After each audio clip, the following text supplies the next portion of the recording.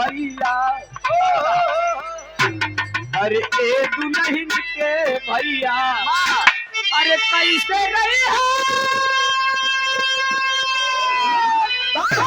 अरे तोहरो बहिनिया ए दुल्हन के भैया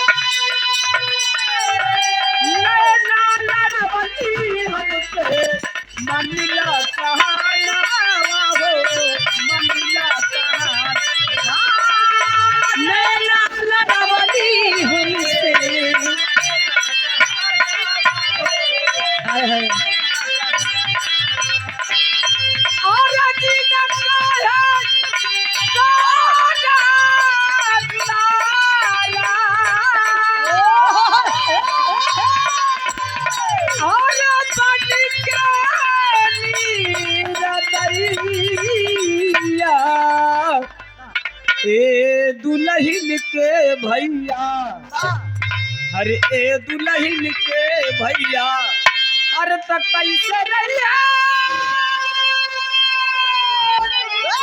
अरे तोहरो बहिनिया ए दुल्हन के भैया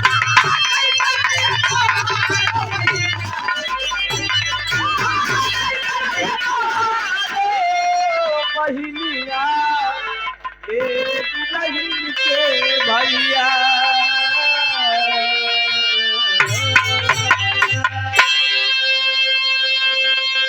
वाह चंचल भैया ना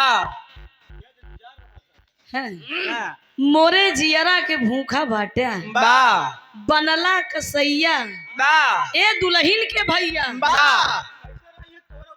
कैसे रही है तोहर बहिनिया ये दुल्हन के भैया बा मतलब रावण का बहिन सूप नखा बा विद्युत जीवा से प्रेम करत रही बा प्रेम कई तरह का होता बा अब आज के जनरेशन का प्रेम प्यार देखते ही है बा हम माई बिटिया का प्यार बा एक प्यार बाप बेटवा को होता बा दूसर का प्यार ससुर पतोहू को होता तीसर का प्यार सास और दामाद के होता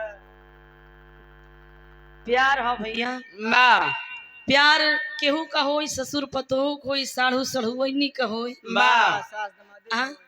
चाहे सास दमादे को होई लेकिन प्यार पाक होई चाहिए बा ना पाक ना होई चाहिए हाँ ए भैया रावण के बहिन सूप नखा विद्युत जीवा से प्रेम करत रही बा तो जब कान खबर पहुंची रावण की बा कि मेरी बहन सूप नखा बा विद्युत जीवा से प्रेम करती है तो रावण पूरे तैयारी के साथ विद्युत जीवा का मारे चला है बा जब रास्ते में भेटाने विद्युत जीवा धई पटका है बा तो वही विद्युत जीवा कहा है कि मोरे जियरा का भूखा बाड़ा बा बनला कसैया ये दुल्हन के भैया बा मान ला हमका मार देबा बा हम मर जाओ बा बेहद मोहब्बत प्रेम तोहार बहिन सूप नखा हमसी करत है बा हम मर जाब हर लेकिन बहन दाढ़ हो जाए तोहार बहिन विधवा हुई जाई बा तब ओका विधवा तुलसी लगवाई देवा चाहिए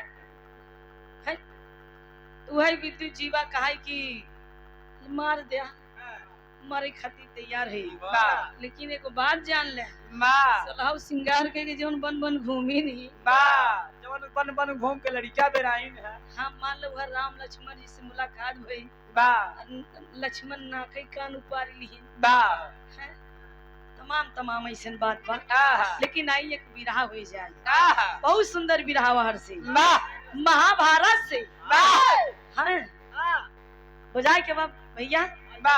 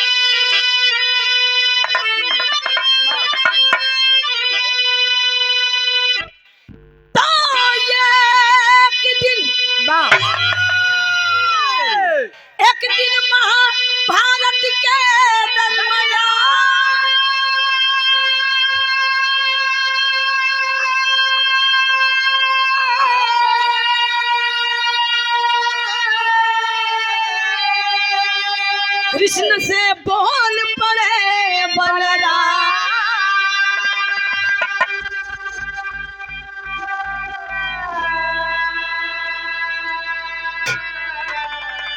कतावा कौनी ओरी रहा ब्याहे घनश्याम।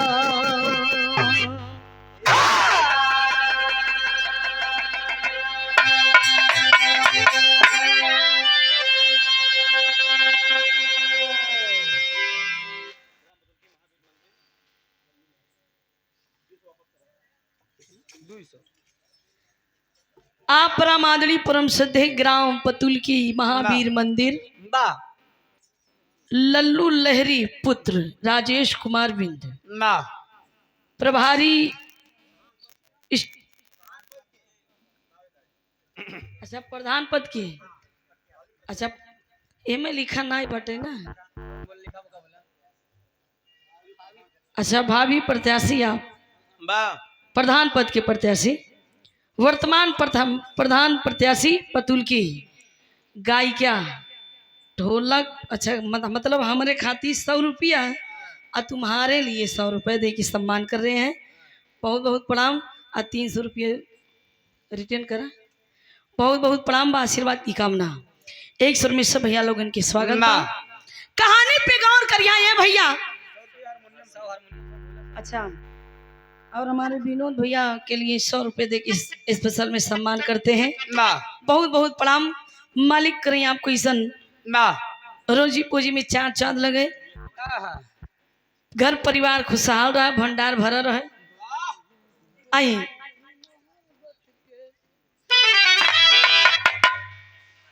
गजल की टुकड़ा में कहना है।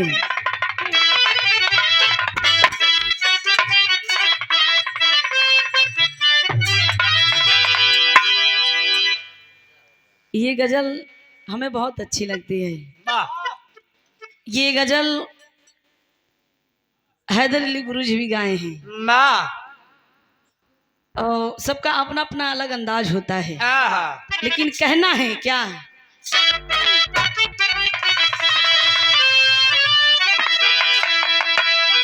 दोनों ही मोहब्बती में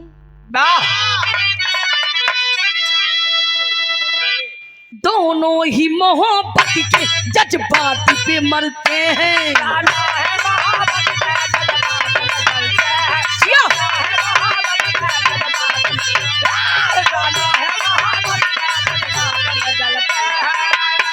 चोरी के मोहब्बत में अक्सर यही होता है।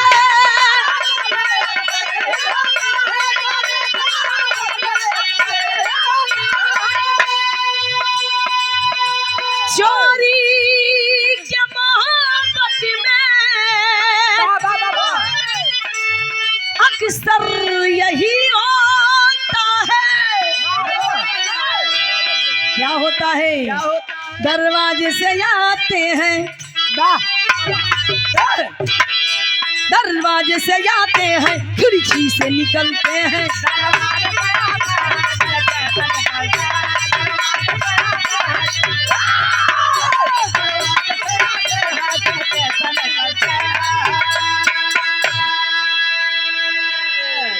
दरवाजे से आते हैं, खिड़की से निकलते हैं। लेकिन ये भैया कहानी थोड़ा यहीं से समझ लें। इसी भाव में कहना है। कवि जी बड़ी सुंदर लाइन लिखते हैं।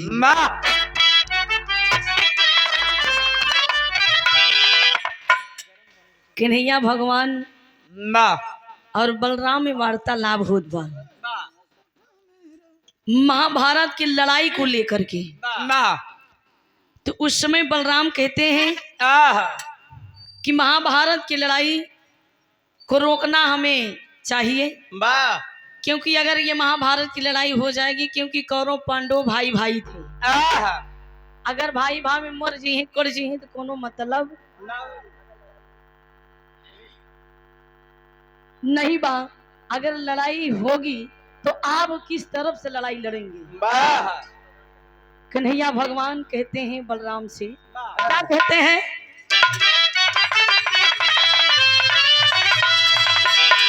अर्जुन है सखा मेरा,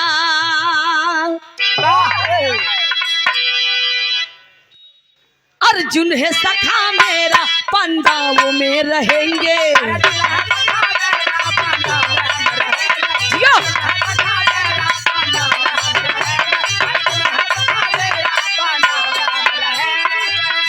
दुनिया में सबसे सच्चा रिश्ता यही होता है।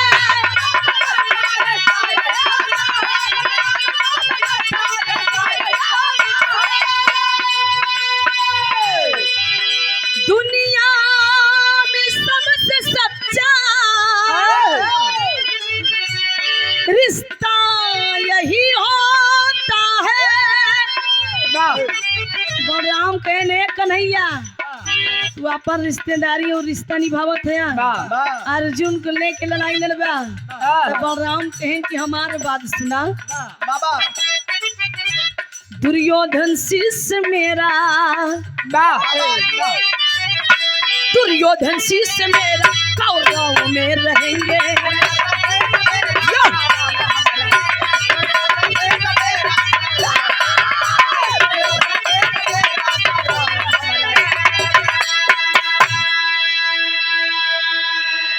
यही से इस कहानी की शुरुआत बा। नजम के भाव में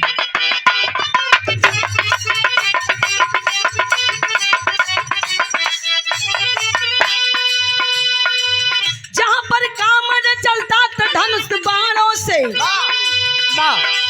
जहां पर काम न चलता तो धनुष बाणों से, विजय नटवर की होती वहां मुरली तानों से।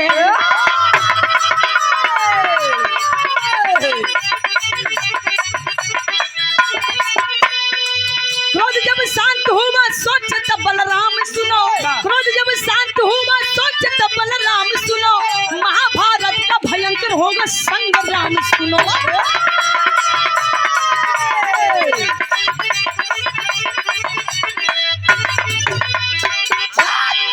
लेकिन ये भैया कहानी पे गौर करें, जहां पर काम न चलता था धनुष बाणों से, विजय नटवर की होती वहां मुरली तानों से। वही कन्हैया जी के मुरलिया पे जाना सारी गोपिया लुभाई जाए। अब बचपन से छल करत करत जब जवान हो गए, अपने मामा हरे के वध करे के बाद जब महाभारत के रचना की है, तब महाभारत के लड़ाई रोके खातिर बलराम दिमाग लगाए। दिमाग लगौला ने कहन कि देखा हम बलराम सोचें कि अगर लड़ाई रुक जाई तो ज्यादा बेहतर रही। काहे बरे कि भाई भाई में लड़ जाइए, मर जाइए, कट जाइए। हाँ सब आपसई में हैं, सब आपसई के हैं, कोनो मतलब ना हुई।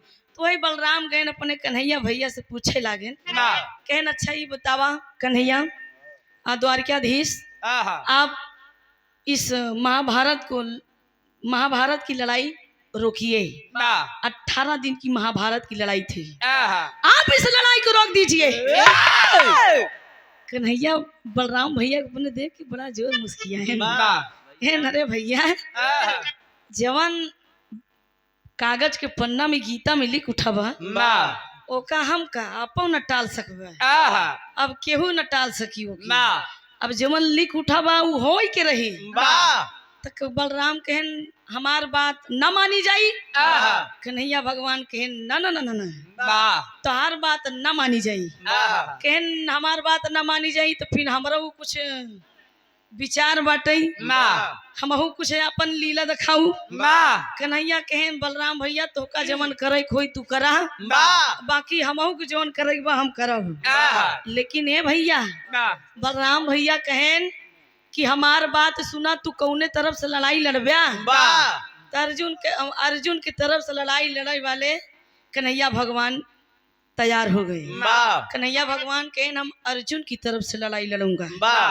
तो बलराम कहन अगर तू अर्जुन की तरफ से लड़ाई लड़बा तो दुर्योधन मेरा शिष्य है, वो मेरा चेला है, मैं उसकी तरफ से लड़ाई लड़ूंगा। तब मन ही मन में कन्हैया मुस्किया दिन कहन अरे भैया जब तू लड़ाई के मैदान में रहबा तब है। तो भाई बलराम कहन लड़ाई रुके कैसे ना। एक गीत कहना बाटे, कहना का बा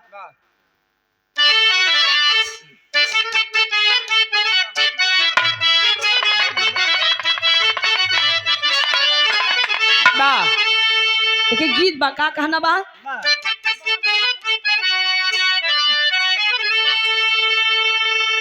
फेंक दिल थारिया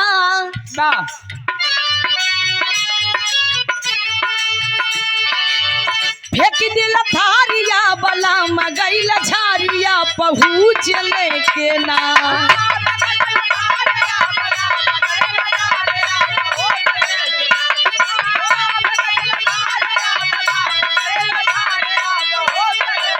फेंक दिल थारिया बला मगैल झारिया पहुँच लेके ना उठेहिया में लहारिया पहुँच लेके ना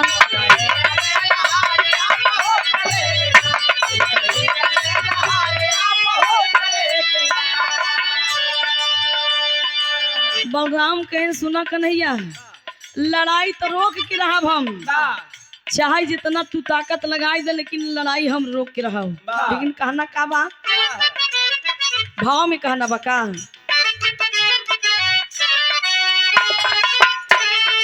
बलराम कहा थे कन्हैया से नहीं रही है बात नहीं रही है बात नहीं बाजी है बसूरिया कन्हैया सुना जियो जियो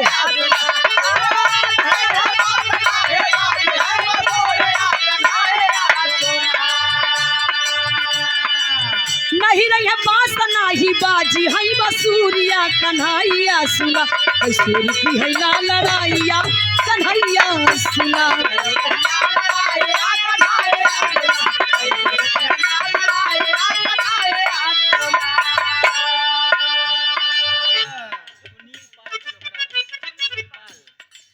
आप परमादनीपुरम से दिया बड़का भैया सुनील पाल सिलोखरा की धरती से 21 रुपये देके सम्मान किए भैया के बहुत बहुत प्रणाम आशीर्वाद की कामना बा। ये भैया कहानी पे गौर करें बलराम बड़े क्रोध में आ गए कि द्वारिकाधीश मेरा छोटा भाई कन्हैया ये बलराम अपने बड़े भैया का बात नहीं मान रहा है तो बलराम करते क्या है कहना बा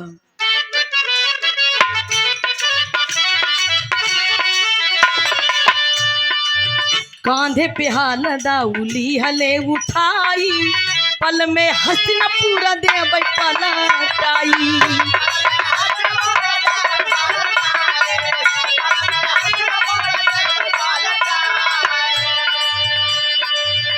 अपना हाल उठा लिए बलराम कहने लगे कन्हैया इसी में अभी आपके पास वक्त है इसी में आप हमारी आपकी बात सुलझ ही जाए हाँ नहीं तो हम जात है हमार मर्जी जोन कहत बा हमार मन जोन कहत बा ओके हम काम कर दो कन्हैया मुस्कियात हैं कि भैया पहले आप आगे आगे चला पीछे पीछे हम कुछ जुगाड़ करत है कांधे पे हाल दाउली हले उठाई पल में हस्तिनापुर देव पलटाई माँ चाहा हकार मन में माँ चाहा हकार मन में सोचे या दूराइया कन्हैया सुना हो कन्हैया सुना कैसे रुकी है ना लड़ाइया कन्हैया सुना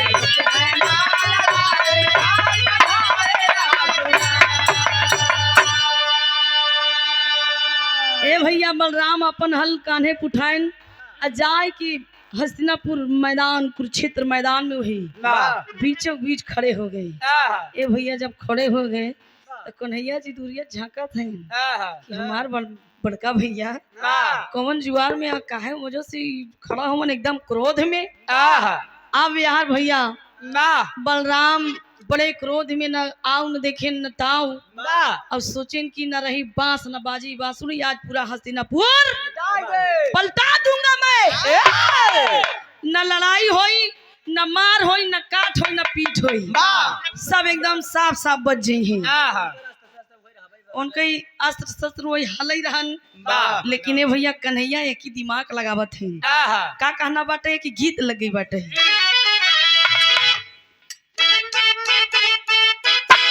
जिया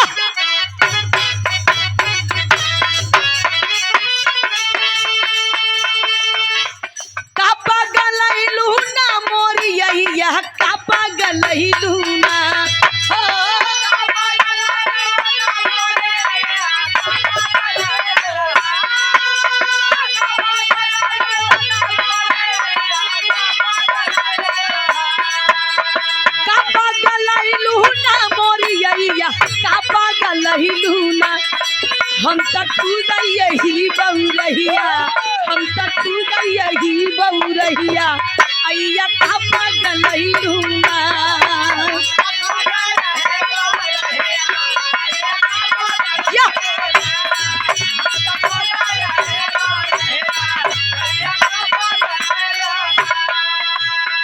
कहानी पिगौर कर रही है भैया कन्हैया सोचत हमन कहे ना हमार भैया अगर अपन हल चलाई दिहन तो सच्चो में न रही बास न बाजी बांसुरी की तो अनर्थ हो जाई। कन्हैया काम का करथिन सोचे कन्हैया ना हो मन में सोचे कन्हैया ना हो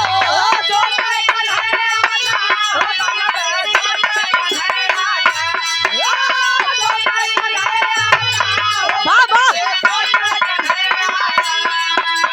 सोचे कन्हैया ना हो मन में सोचे कन्हैया ना माया से बनाए ये का गैया मन में सोचे कन्हैया ना।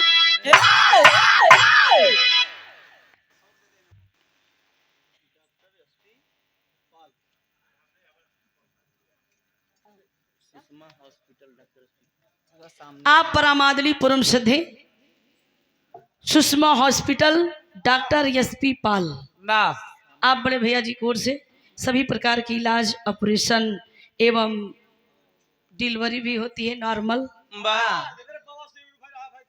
हाँ सबके थाऊ का इलाज भाई दवा बहुत सीरियस परेशान 100 रुपए दे के सम्मान किए। डॉक्टर भगवान के दूसरा रूप होते हैं। ये हंसी मजाक वाली बात नहीं बा।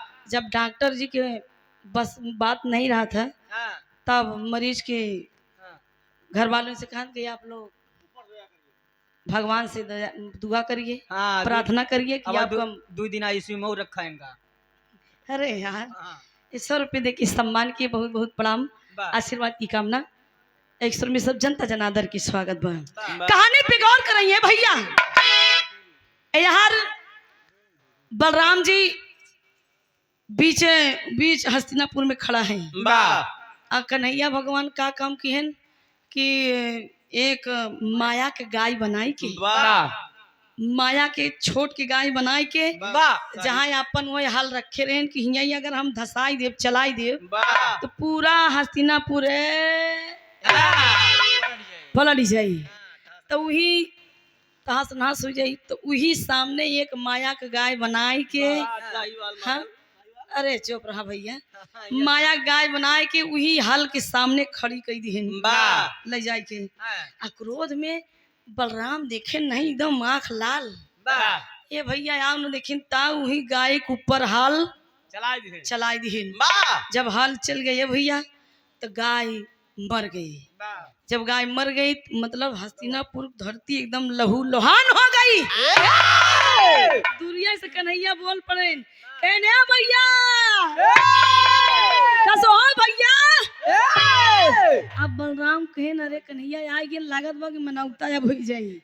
क्रोध शांत हो गया। कहन तनिक देखा नीचे ता कहन नीचे का कहन रे बाप रे बाप भाई नीचे कुल्लाल दिखा था, नीचे तो पूरा एकदम लहू लोहान। एक गौ की हत्या हुई गई।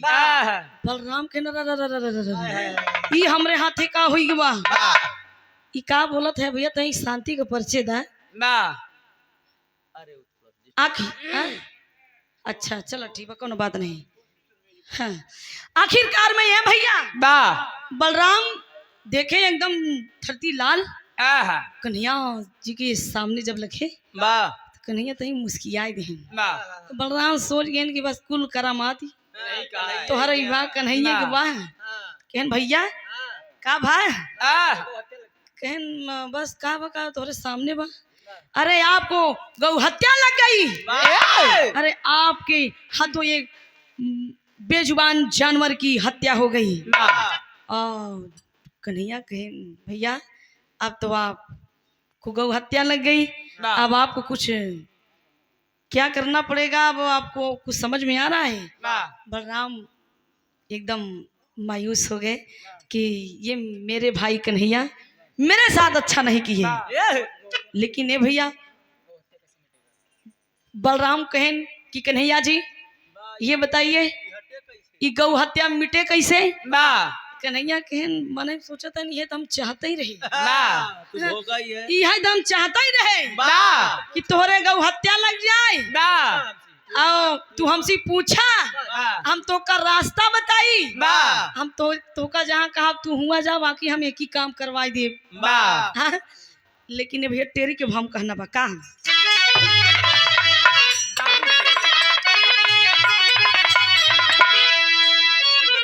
दाऊ के बा हथियारिया लगी, अरे दाऊ के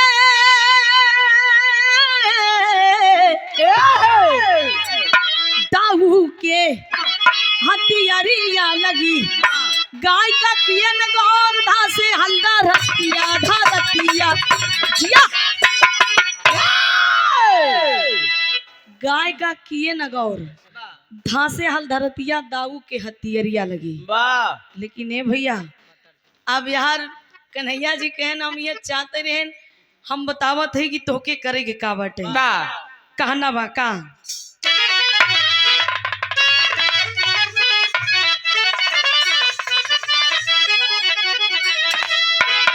बड़ी पुरान फिल्म गीत, बा हाँ पुरान गीत और पुरान चीज बा बड़ा दम बा। बा जैसे अब जैसे मान लो सब कहते हैं कि जैसे कहते नहीं, जैसे होई के पुरान चाउर, बा पुरान दाल, बा पुरान गुड़, बा पुरान दारू, बा वैसे मान ला पुरान मेहरारू बा पुराने नजर हाँ पुरान मेहरारू का मतलब जैसे पुरनकी माई की बात करत हैं, बा पुराने जमाना की बात करत हैं। पहले जमाना में दादा लोगन बा महुआ चना भे के खाए। बा तब 20 लड़कियां पैदा करते रहे। अरे वाह बा यार, हाँ हाँ और वो हड्डी में ताकत रही है सो बा पहलवानी लंगोटा कस की पहलवानी लड़त रही, बा हड्डी पे कबड्डी खेलते रहे। हड्डी पे कबड्डी खेलत रही। बा अब बजरी के भात मकरा की रोटी, बा अब मकरा गोरा सब हेरा ही है। बा अब बजरी के भात चुरे के गाय गौरैया खवावत है, बा कहा मनई खात रही। बा जाने भैया आहा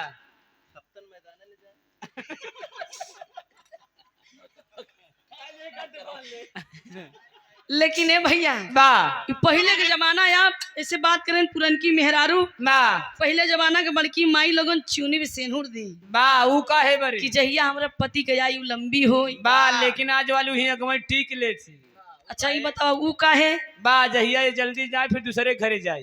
बा एकरा वाली तनी टीका बाई बा एकरा तनी टीका था। आज के जनरेशन बतावत हैं। बा हाँ पहले तो भाई पहले के दुल्हन जेठौत का राह बेरामई, बा ससुर के अब तो साथे फुलकी का दिन जेठौते के। हाँ जनरेशन चेंज हुई है बाटे, बा। लेकिन कहना बा का तर्ज में कहना बा बा तो बा कैसे है नादान घुंघरू पायल के, तो बा कैसे है नादान घुंघरू पायल के, तो बा कैसे है नादान घुंघरू पायल के। लेकिन कन्हैया भगवान उपाय बतावत थी अपने बड़का भैया बलराम के बा कि तोहार गौ हत्या कैसे मिटे। बा का कहा थी? छठ से बोल पड़े भगवान सुनो क्या करना है, झट से बोल पड़े भगवान, झट से बोल पड़े भगवान, छठ से बोल पड़े भगवान सुनो क्या करना है, सूखा बांस दिए भगवान सुनो क्या करना है। कन्हैया भगवान गए हुई झुरान बांस, बा एकदम झुरान बांस, आहा 18 पोढ़ की, बा मतलब 18 दिन की लड़ाई रही महाभारत के, तो 18 पोढ़ के झुरान बांस, बा बांसे में आप लोग देखा हाथ ही हाथ में गांठ रहा था, बा तो 18 पोढ़ के एकदम झुरान बांस, बा तनका हरियर नहीं, बा एकदम झुरान बांस ले जाए के अपने बलराम भैया थमाई देहन, बा कहन लिया भैया बा इगर छोला बांस एकदम झुरान बांस थमाई देहन, कहन लिया भैया अब बलराम अलट पलट की झुरान बांस पटका थैन पटका थैन कहन एकदम दी खोखला है एकदम झुरान बा और गिने लागेन गांठे 1 2 मतलब 18 गांठ गिन रहे अब बलराम कहन झुरान बांस से हमार गौ हत्या मिटी तो कन्हैया कहन रुका हम तोहका बतावत है उपाय कहन एक बात हमार सुना कि गौ हत्या तुहार कैसे मिटी कहन कैसे मिटी कहन झुरान बांस में से 18 पोड़ जोन झुरान बांस हम तोहका देहे हई जौने दिन हरियर करेल निकरी वही दिन तुहार गौ हत्या जाई मिट तो बलराम सोचिन बतावा हरियर बांसे में तो करेल निकरत कनखी निकरत बांसे कोठी में आए बतावा तो झुरान बांसे में से जौने दिन हरियर करेल निकरी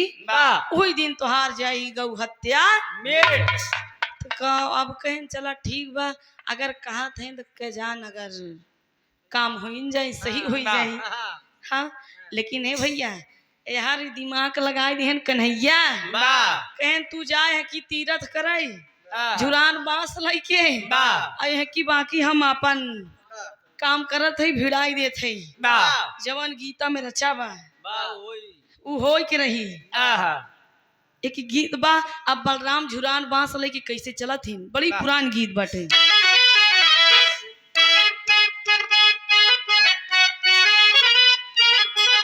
आय है छापा तिला का सबा छीन रे मोसे नैना मिला के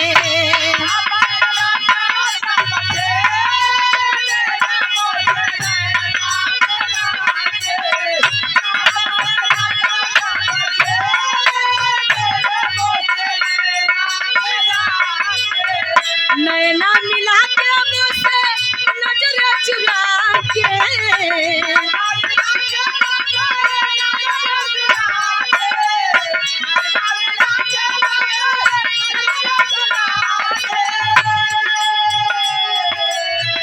नैना मिला के मुझसे नैना मिला के मुझसे नजर चुरा के छपती लाके सब छीन रे मुझसे नैना मिला के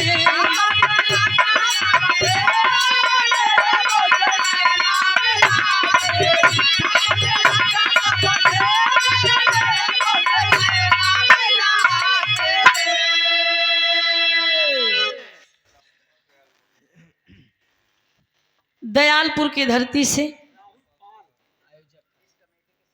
अच्छा इस कमेटी के सदस्य हैं आयोजक भी हैं आप राहुल पाल दुदहा दयालपुर की धरती से 100 रुपए दे के सम्मान के भाव को समझते हुए भैया के बहुत बहुत प्रणाम बा आशीर्वाद की कामना बा लेकिन कैसे चलत हो यही भाव में कहना बा का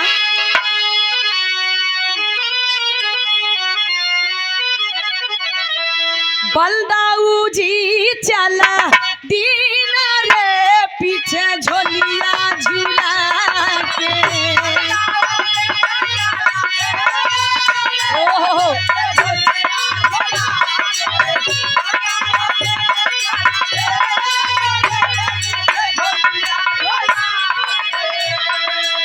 झोलिया झूला के साधु भेसिया बनाम के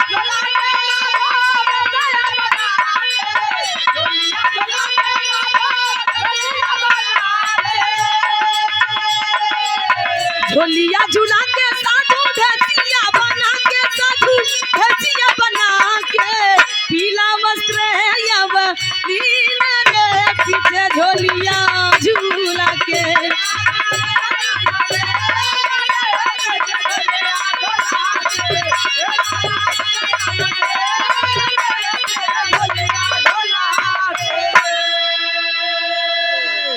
कहानी पे गौर करेंगे भैया यार बलराम एक पीला वस्त्र पहनकर और है झुरान बांस लेके भैया अपन रास्ता पकड़ लिए और निगाह उनके दोनों वही झुरान बांसन में अब इंतजार करत है सुंदर गाय ये ढोलक वादक हरिओम विश्वकर्मा। विश्वकर्मा। ये सुंदर से पुष्पहार दे के सम्मान किए। माई भगवती से कामना बा कि आप के वादिकी में छाट छाट लगे। तनी ध्यान देव करे बसूली अपने गोले में ना मार लेवा करे। बेचारू कहीं हाँ मारे हैं कऊ जगह दिखावत रहे कहें सोना दीदी देखा गोल गोल हमारा सार पाक गा है। हाँ जुनून है और बढ़िया मेहनत करा और सफलता दोनों कदम छूमेगी। बढ़िया बजावा तनिक मार भागन ना करा करा गवैया का ठेका देख के बजावा करा के फदेरे बा है। और मालिक हुनर दी हैं बढ़िया बजावा। हाँ शुभकामना बटे। हाँ सिंगारदानी अच्छे से बनाया जाए। अरे यार कहना बा ए भैया यार जुरान बांस लई के बलराम आपन रास्ता पकड़ ली है। अब बेचारू मन में सोचत हैं कन्हैया आवे कि पता नहीं का करें लड़ाई रोकत हैं कि लड़ाई करवाई देथिन। हम तो सोचत है रुक जाए लेकिन हमारे साथे जवन खेला खेलें कि हम पता नहीं झुराने बासम से केतन कब कनखी करी हरी हमार गौ हत्या मिटी बेचारू अपन झुरान बांस लेके चल दी। अब यार मौका पाइए भैया बलराम गए इधर तीरथ पे यार कन्हैया मौका पाइए यार लड़ाई करो और पांडव में शुरू हो गई। शुरू जब हो गई भैया एकदम जम के लड़ाई होत बा। हर रोज लड़ाई हो रही है। अर्जुन के रथ हकवैया रहे कन्हैया भगवान द्रोणाचार्य भीष्म पितामह सब लोग लड़ाई लड़त हैं। धीरे धीरे लड़ाई बढ़त गई। यार कन्हैया अपन मकसद में कामयाब होते गए। आखिरकार में भैया जौने समय भीम और दुर्योधन में गदा गदा से लड़ाई होत बा उस समय होत का बाटे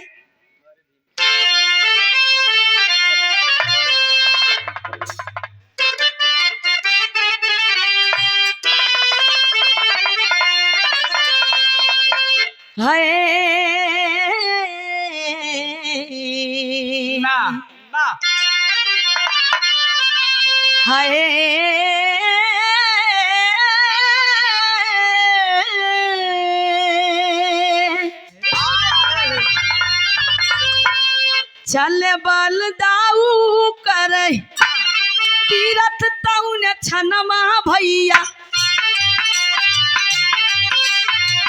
पासवा चारा पड़ के दिए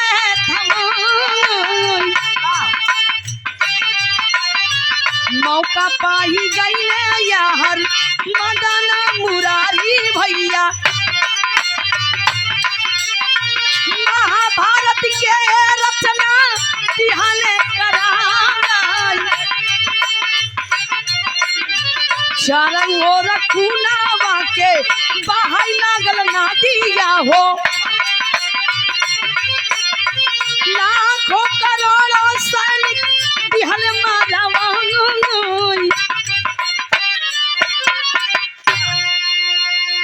जौने समय भैया खून का नदियां बहला यार कौरवों की तरफ से तमाम सेना मरती गई धरती लहू लोहान होती गई।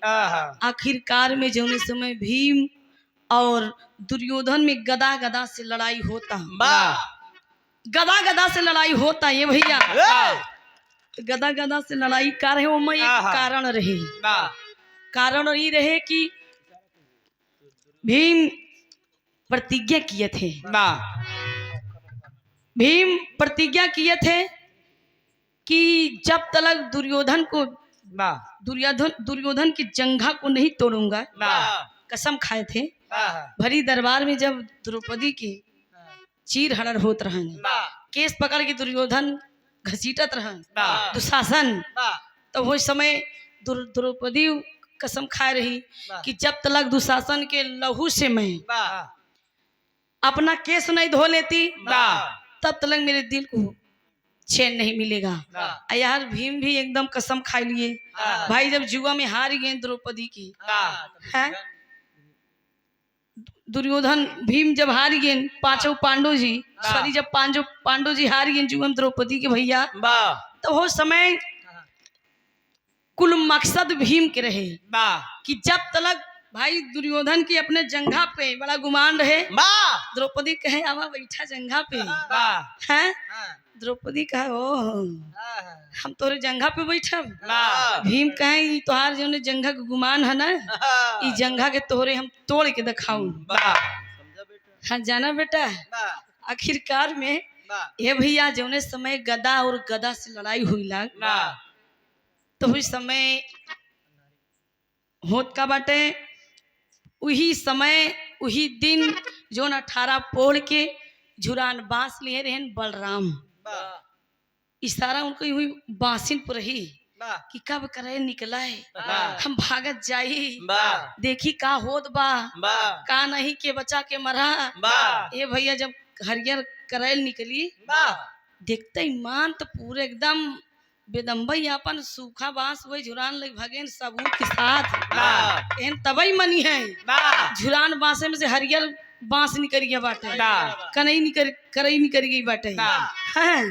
आखिरकार में भैया जब आए देखे यार गदा गदा टनकत बा, गदा गदा टनकत बा, बलराम आए कि कन्हैया कहन जाना कन्हैया बहुत हो गई मनमानी तोहार, अब मनमानी ना चली, हमार गौ हत्या मिट गई, हमार गौ हत्या मिट गई। देखा झुरान बांसे में हरियर करैल निकरी बे, कन्हैया कहन रे बाप रे भैया तुम्हारे आई हैं। अब यार गदा गदा जब लड़ाई हो बा तो दुर्योधन भीम में तब मौका पायन कन्हैया इशारा के भीम के इन जमन गदा ली है वह खींच के ही जंघा पे मारा फट से जंघा टूट जाए। अरे बाप रे, कहीं जंघा पे कहीं कहूँ नहीं जंघा पे मारे पे कहन जहाँ हम कहा था वही मारा काय बरी जंघा इतनी दूरी कच्चा रहन बाकी बज रहन। अब कच्चा काहे रहन कि दुर्योधन नंगा हो के जात रहे अपने माई के सामने गंधारी के, तो वह बुला रही तो वो रास्ता मिल गया कन्हैया कहीं इतना बड़ा कि हो गया तू बतावा तू नंगा हो के अपने माई गंधारी सामने जाता है, पूरा वीडियो दिखाओ है तोरे शर्म नहीं लागत बा। दुर्योधन कहन बात सही कहत है, कहन कर कहन जाना कुछ न करे ये कच्चा वो केला का पात है, केला का पात इतनी दूरी लपेट ला भैया दुर्योधन केला का पत्ता जितनी दूरी लपेटे रहे उतनी दूरी कच्चा हो गया। हाँ गदा युद्ध का नियम रहन भाई, तो वही पाई गए मौका भाई वो नहीं तो पूरा रचा रहन खेला, तो कहन ये गदा खींच के मारा दुर्योधन के जंघा पे जहाँ कच्चा रहन खींच के मारे ने गदा दुर्योधन के जंघा पर भीम और दुर्योधन वही धरती पर गिर पड़ते हैं। लेकिन होत का बाटे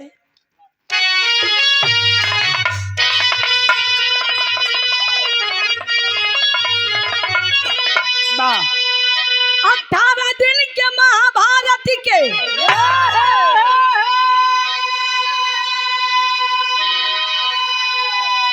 अरे लड़ाइया चली, अरे दाऊ घूमई बन बन लइके सुखी कुबत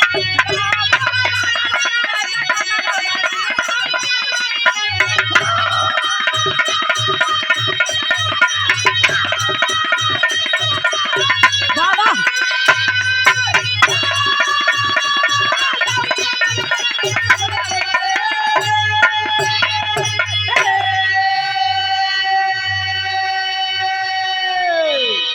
ए भैया वही समय दुर्योधन जब धरती पे गिर पड़ते हैं तो दुर्योधन समझ गया कि मेरे साथ छल हुआ है। बलराम भी कहीं कि मेरे शिष्य के साथ कन्हैया और भीम दोनों मिलकर छल किए हैं। आखिरकार में भैया उस समय दुर्योधन समझ जाते, लेकिन फिर भी दुर्योधन मरता नहीं है। उसके साथ छल हुआ, कन्हैया छल करते हैं। 18 दिन के महाभारत के लड़ैया चली, दाऊ घूमे बन बन लैकी सूखी कुबरी। आखिरी भाव कहना बटे,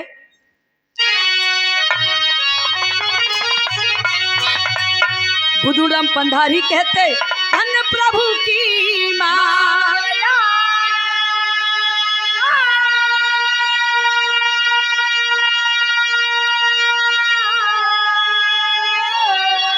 राम सिंह गुरु बच्चा यादव दिखे माटी की छाया।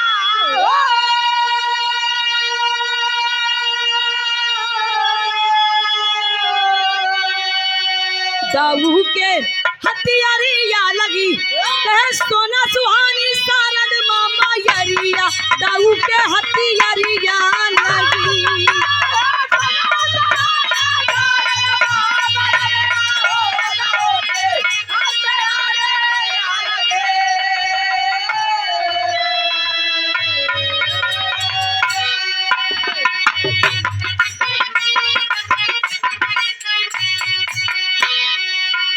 आप परमादली परम श्रद्धे संजय कुमार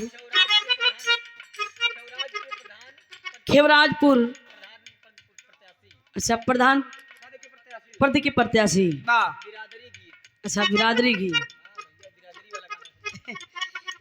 50 रुपये दे के सम्मान किए। बहुत बहुत प्रणाम, आशीर्वाद की कामना। कहना बा राजा हो तो हई कैसे मनाई,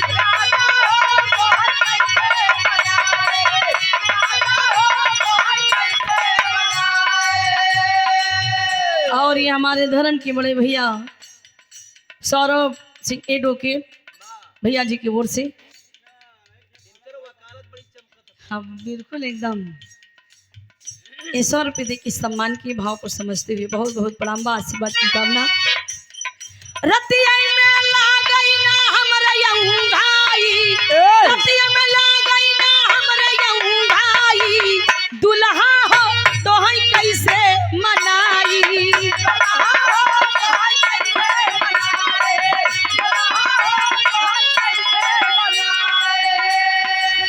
बीते बलपनवा होवाई गई जवानी,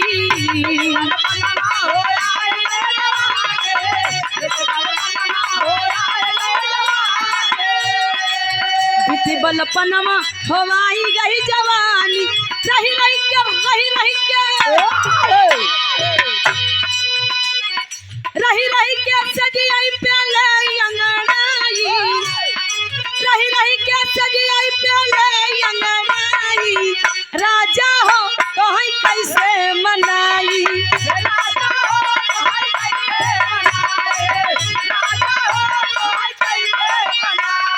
कहा जा नहीं दे सहारा वाली कजरा, का जा नहीं दे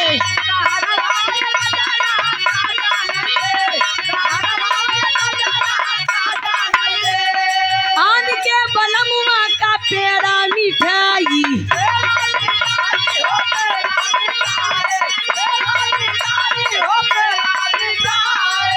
आन के बलमुआ का पेड़ा मिठाई, अपने बलम का भी गोई दी बजरा, का जा नहीं दे सहारा वाली कजरा, का जा नहीं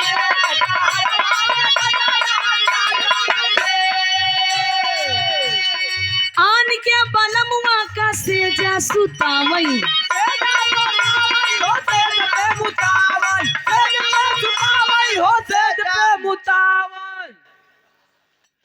सेज पे सुतावई भैया।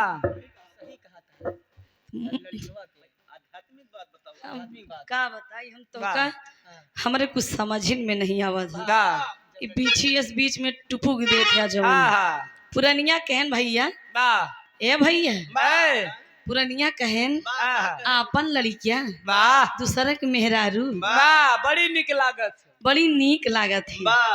आपन लड़का कितना माटी कीचम खेले रहा है, वाह झाड़ पोंछ के कितना नाक थूक छुआए रहा है, वाह झाड़ पोंछ के कन्नम ले ले हैं।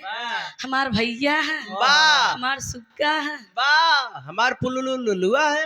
अच्छा ये पुलु लुलुआ का भैया। ये प्यार वाली भाषा। अच्छा प्यार वाली भाषा है, खिलावे वाली हाँ खिलावे वाली। वाह भाई नान के लड़कियां हैं, खिलावे के तरीका कई तरह खोद कई शब्द में बोला सकत ही। कैसे भी खिलावे। हाँ कैसे भी खिलावे।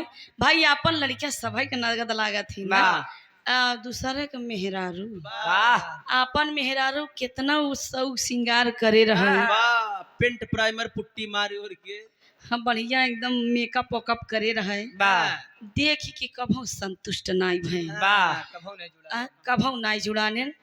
और आज का जनरेशन का बताई कि अगर दूसरे के मेहरारू देख जाए, वाह। हाईवे ओरियो कहती हाईवे होवे कहती अब भैया जाना हाँ, दूसरे के मेहरारू देख जाई हैं, वाह कहीं यार फलानमा के मेहरारू वाह क्या माल है। हाँ भोपिया मऊ कैसे जात रही पट्टी उरी बहुत मर जावे।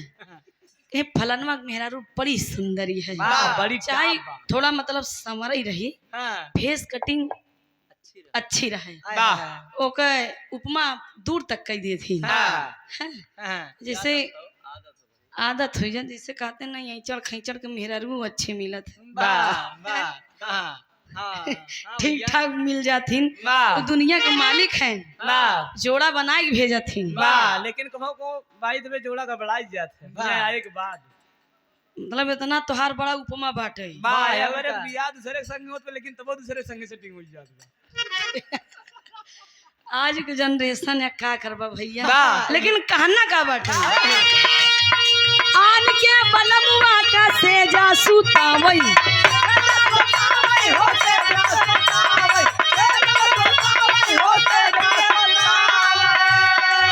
आन के बलमुआ का सेजा सुतावई, अपने बालम का बिछाई दी गुन रहा का जाने दे, सहर वाली कजा रहा का जाने दे।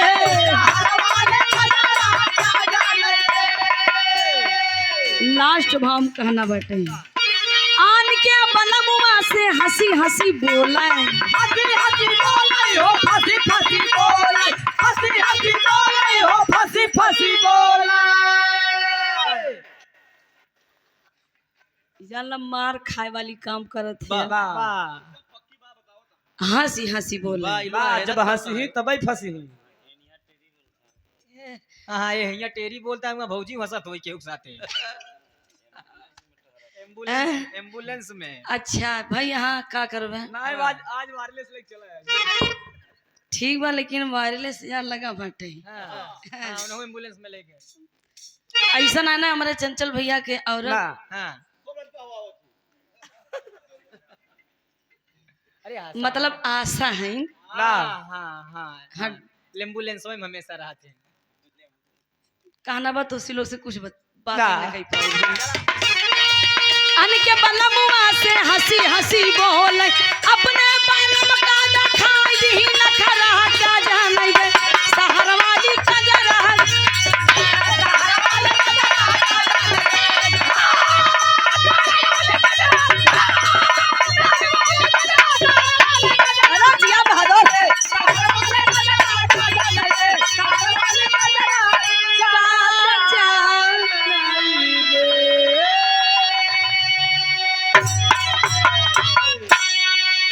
गाने बजाने में या हमारे टीम में बोलने में हाँ कोनो गलती हो गई हुई तो हाँ ना क्षमा न कर ले जाए पीछे खूब लाठी